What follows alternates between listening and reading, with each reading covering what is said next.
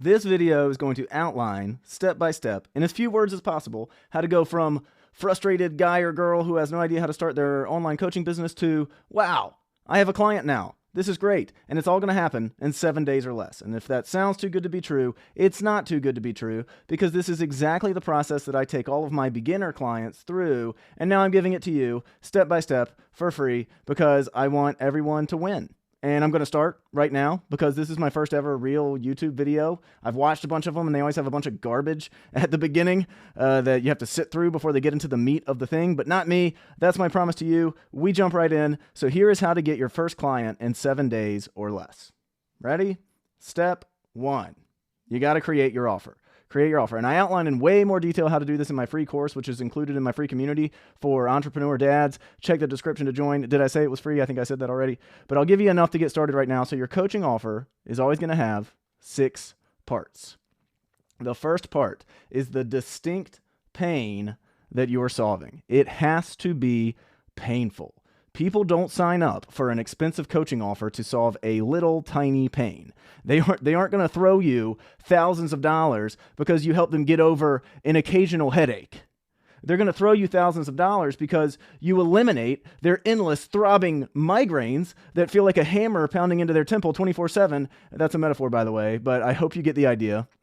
So you need to solve a distinct pain. The more painful it is, the more you can charge. You can't charge big money to solve little problems. Prospect needs to think about this 24/7. All right? The next thing you need to do is you need to have a measurable outcome, a measurable transformation. This is the second part of a successful coaching offer. The outcome must be measurable. That is, if you want to charge a lot of money for it. If they can't measure it, they can't value it.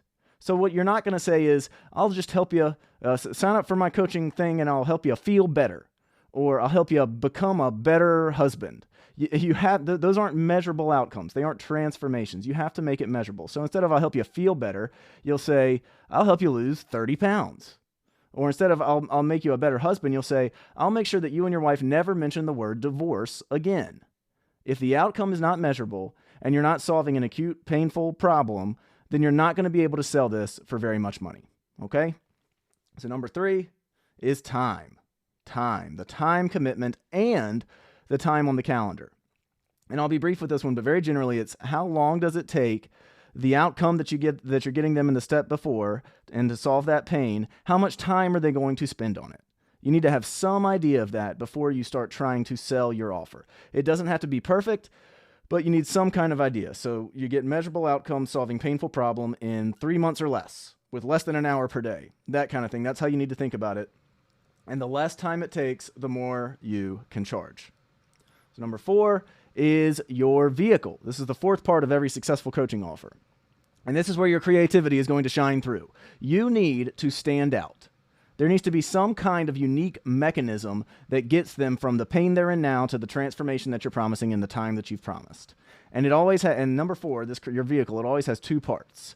The first part is the catchy intellectual property type name, and then the second part is what it actually is.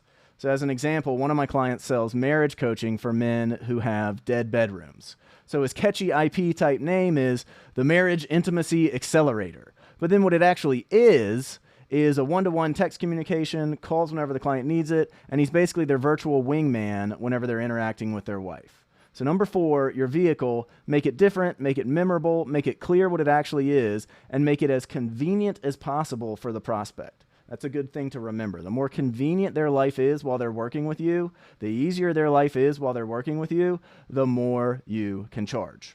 All right? First 4 parts of your offer. The 5th part, number 5, is the risk reversal. And the whole point of this part is to take the risk off of the prospect and put it on to you. That's it. And with a done with you type coaching offer, it really doesn't usually work if they don't pay something up front because they aren't invested. So you aren't going to offer to just do this for free in exchange for a testimonial. That works way better with done for you type offers. But I recommend for these types of offers just being really blatantly upfront about what you're about the risk reversal. Excuse me, when you're talking with them. I'm one-taking this. I'm going to one-take it. That's what you get. When you're talking with the information is more, and we don't do any of these like dopamine edits or whatever you're used to on YouTube. I'm not going to do that. The information is what you want, what you came here for. So enjoy the information. So you have to be really upfront about why you're giving them this risk reversal. So I'm blatant to this day with my clients when I'm telling them. I say, I have this risk reversal. I usually ask guys to pay something up front so that they're invested, but it's really easy to get started. A lot of times I'll say do pay as you go, especially if you're a beginner. And if you hate it, all you have to do is ask, and I'll refund every penny you ever paid me on the spot. If you're a beginner especially, this is how you're going to set up your offer. And be as explicit as telling the prospect, I am doing this. The reason I'm doing this is so that the risk is on me and it's not on you. Be open. Openness in sales is everything. So that's number 5, your risk reversal. Number 6 is finally the price. And you probably put it together already because you're smart. I can tell that you're smart because you're watching this video and you're, whatever we are, 6 minutes in. But the price is ultimately going to depend on everything we just said. Everything above. How painful is the pain? Price goes up. How measurable is the result? If it's more measurable, the price goes up. How fast do they get the result? If they get the result more quickly, the price goes up. How convenient is their life while they're getting that result? If it's really convenient and really easy, the price goes up. How good is your risk reversal? If the risk is all on you and not on them at all, then the price goes up. But we don't know the price yet because you're just starting. So here's what we do next before we get set on a price. Remember, I told you we're going to get your first client in 7 days. Well, everything above that we've done so far, it took me 6.5 minutes to talk about it. It should take you about 20 minutes to come up with all the stuff we just said. So we're going to get your first client in 7 days, and so far you've spent 20 minutes. So we've got plenty of time to go get that first client, and that's what we're going to do next. So what do you do once you have the offer outlined? Now you have to go validate it. You've got your offer ready using my 6-part framework. The only thing blank is that price, and you've done about 20 minutes of work so far. You see how simple this is? See how easy I'm making life for you? You're welcome. It's because I love you. So see how much you've been overthinking it until right now? That's the biggest problem that I always see with new people is they overthink it. You don't need to overthink it. You need to do the stuff I just said, and then you need to do the stuff I'm about to say, and you'll get your first client, okay? So we're going to get our first sale, and here's exactly how you do that. And you start with what I call your personally addressable market or your PAM. Your PAM. We are concerned with our PAM. We are not concerned with our TAM at this point, our total addressable market. We're not VCs throwing around jargon. We're concerned with the PAM, which is who you have access to right now, today, in your life, who has given you some sort of implicit permission to contact them. That's it. So if you have social media followers that you engage with regularly, use them. If you don't have any of those, you don't need them. That's okay. Instead, you're just going to pull out your phone or you're going to open up your email contact list, and every single person in your contact list, whether it's your phone, your email, whatever, is a member of your PAM. They're a member of your PAM, regardless of whoever is in your PAM. You probably got a few hundred if you're a normal person in today's world. You've got lots of people that you know that have given you implicit permission to contact them. What you're going to do is send as many of them the message I'm about to say as possible. And you want to personalize it as much as you can, but this is the message that you're going to send to everyone in your PAM. Hey, name. Now, I said you're smart, so you know that you're not actually going to write name. You're going to put their name. And you're going to say, I'm trying out this new thing where I help people solve X problem, which was what you just did in your offer outline, and you get Y measurable result, which is the specific outcome that we talked about too. You're not putting X and Y. You're going to put the actual things in your message, but you're smart, so you knew that. I'm hoping it won't take more than Z time on the calendar and A time per day. That's what you start your message with. Then you say, I'm still kind of validating this idea. I'm in the market research phase. It'll ultimately be a paid service, but I'm not even really sure what I'd charge for it at this point. Do you or anyone you know have that problem and you would be willing to introduce me? And that's it. You're going to send that personalized to as many people as possible. And when I say personalize it, I just mean like if you're sending this to your Aunt Carol and you guys were just the other day chatting about her dogs, then mention her freaking dogs at the beginning. I don't know. Don't overthink it. Just don't sound like a robot. That's the idea. For this to work, you need to be as casual as possible, as familiar as possible, because you're leveraging that familiarity. They're your PAM. They're your personally addressable market. They already kind of know you. You want to leverage that by being casual. So as soon as you send this message, one of two things are going to happen.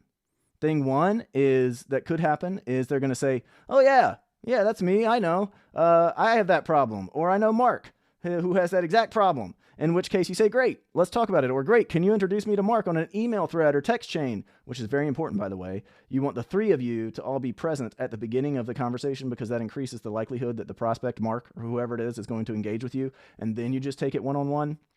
So that's thing one that might happen, in which case, great, you can skip ahead a minute or two. But the other thing that might happen is they ghost you. They ghost you. They don't respond, which happens quite frequently because people are selfish.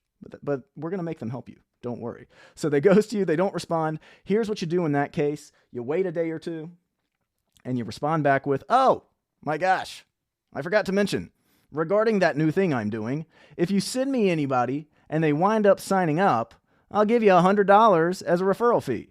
So who do you have in mind that would be down to help me workshop this idea? That's it. You're going to incentivize them with money if they ghost you. Well, you're going to incentivize them with money anyway, but if they ghost you specifically, this is how you follow up with, oh, I forgot. I'm going to pay you. Guy, hurry up. Give me some names. If you do this, you will get some responses. I have yet to see a 0% response rate on this ever in all my years of doing this. So why do you think you're special? You're not. It's going to work for you. So then you'll have some conversations going, and all you do is ask the person questions. You just want to make sure you validate that they actually have the issue that you're trying to solve. And you do this all via text if you can. You don't need to get on fancy Zoom calls or set up coffee dates or whatever. You don't need to do any of that. Just text in or email and whatever. And then you're going to ask them, what's your dream outcome? What would that be? You're going to ask them what they've tried before that didn't work.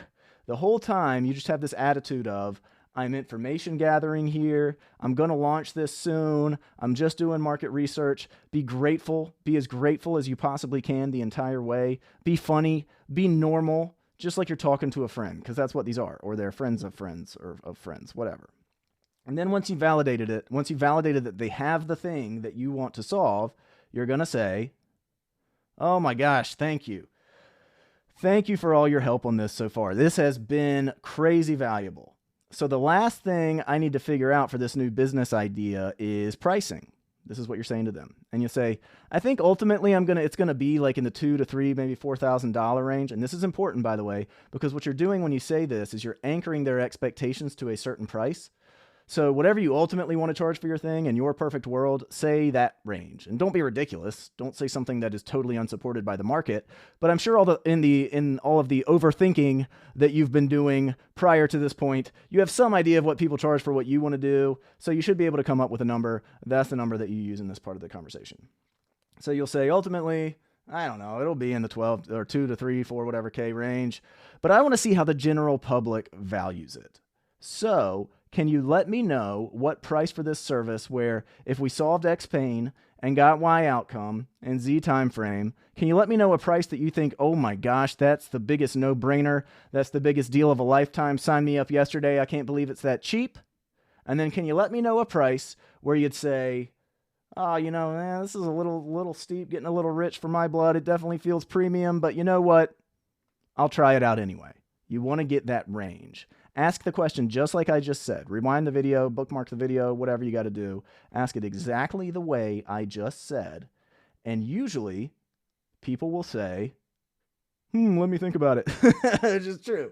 They're going to say, I don't know, let me think about it. But don't take that for an answer.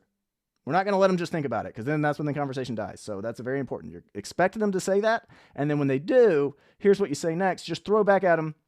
Hey man, there's no detailed analysis necessary. I'm just looking for a ballpark. Can you give me a gut check?